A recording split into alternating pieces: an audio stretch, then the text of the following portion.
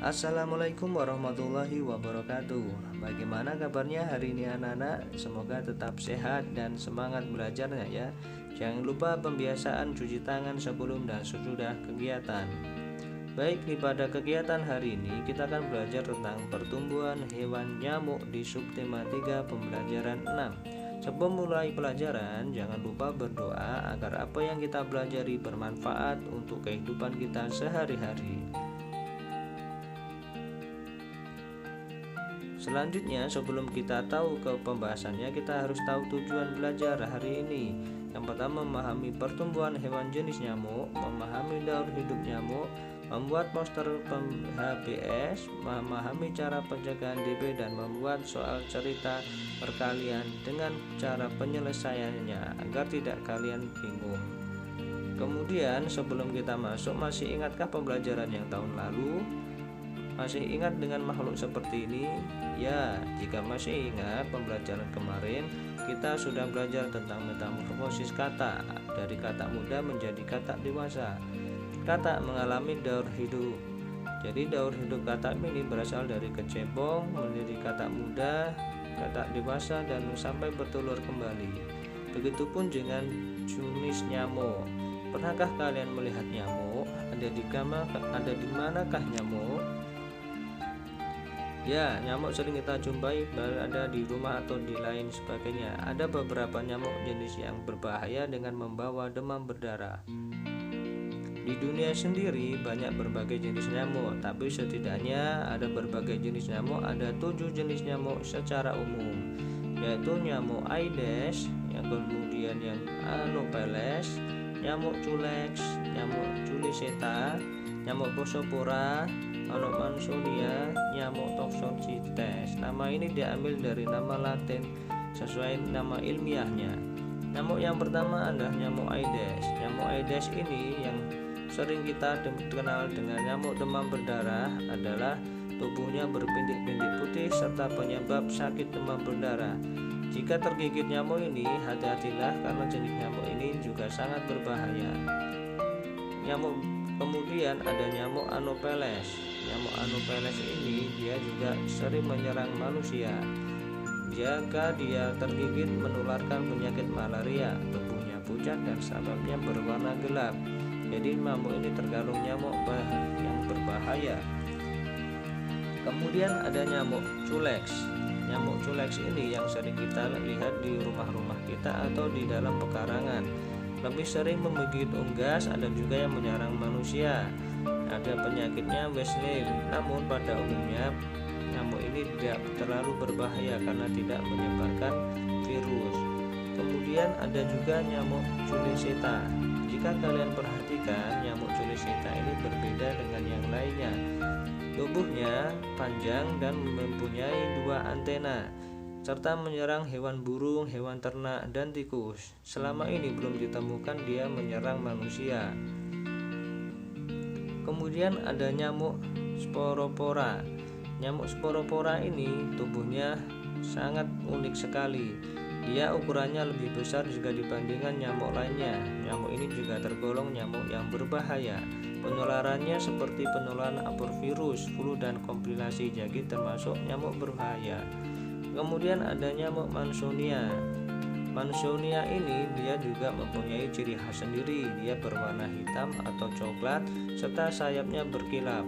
Berkembang biak di air yang memiliki tumbuhan air seperti di rawa, sungai, dan menyebarkan demam Fit Valley. Juga termasuk nyamuk yang berbahaya.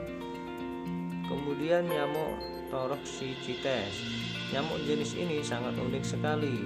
Nyamuk ini sering disebut nyamuk gajah dengan ukuran yang besar dan kaki yang panjang. Memakan nyamuk sendiri, dia memakan nyamuk lain terutama nyamuk Aedes, kaki panjang dan bercorak. Jadi tidak berbahaya bagi manusia. Di Indonesia sendiri, di negara kita ada 4 jenis nyamuk yang sering kita jumpai. Yang pertama adalah Aedes, kemudian Anopheles, kemudian nyamuk Culex, kemudian nyamuk Culiceta. Jadi 4 nyamuk ini sering jumpai kita di kehidupan sehari-hari. Adapun nyamuk memiliki daur hidup nyamuk. Jika kalian perhatikan, mereka berasal dari telur, larva jentik, kemudian menjadi pupa dan menjadi nyamuk dewasa dan bertelur kembali. Jika kalian perhatikan, nyamuk dewasa itu bertelur di dalam air yang tenang. Dari telur jentik dan kepotong 5-7 hari dan 1-2 hari kemudian dia menjadi nyamuk dewasa. Nyamuk sendiri, jika kalian pernah digigit nyamuk, kalian harus waspada. Adakah nyamuk yang menyebabkan demam berdarah? Karena ada nyamuk yang berbahaya untuk diri kita. Nyamuk demam berdarah, jika kalian perhatikan, dalam nyamuk demam berdarah ini dia menghantarkan penyakit demam berdarah dengan jenis nyamuk Aedes aegypti, dengan nyamuk betinanya yang menyerang kita. Ciri-ciri orang yang terkena DB atau demam berdarah, jika kalian perhatikan pada gambar. Baik, Pak Wahyu akan jelaskan. Yang pertama, suhu tubuh tinggi. Suhu tubuh tinggi ini tidak teratur, bahkan demam mendadak suhu tinggi dengan suhu yang paling tinggi 40 derajat Celcius ataupun lebih. Setelah itu adanya rasa sakit pada belakang mata dan sakitnya persendian, serta adanya ditandai sakit kepala yang berlebihan. Selain penyakit seperti itu, tanda-tandanya juga ada yang sampai mimisan karena terlalu suhu tubuh yang tinggi tidak menahan beban yang berat. Adanya bintik merah dan muram. Setelah 2-5 hari tergigit, maka akan terlihat bintik-bintik merah pada kulit tubuh. Segera larikan ke rumah sakit jika penanganan kita tidak teratasi, agar dokter menganalisisnya. Untuk itu kita harus mencegah demam berdarah. Kita masih ingatkah dengan 3M? Ya, menguras bak mandi, menutup tempat yang rapat yang tergenang air, dan mengubur benda-benda yang tergenang air agar tidak ditempati nyamuk, agar kita selamat dari demam berdarah. Biasakan serta hidup bersih dan sehat. Jangan sampai membuang sampah sembarangan, apalagi membuang sampah di depan rumah. Sangat dilarang membuang sampah sembarangan, sehingga nyamuk bisa berterbangan di mana-mana. Setelah itu, ayo ajak teman kalian membuat poster agar tidak ada teman yang membuang sampah sembarangan. Seperti halnya poster di sini, perilaku hidup bersih dan sehat, serta cuci tangan pakai sabun atau mencegah demam berdarah agar hidup bersih dan sehat, bebas dari nyamuk. Setelah menyimak beberapa pembelajaran hari ini, apa yang kalian dapatkan?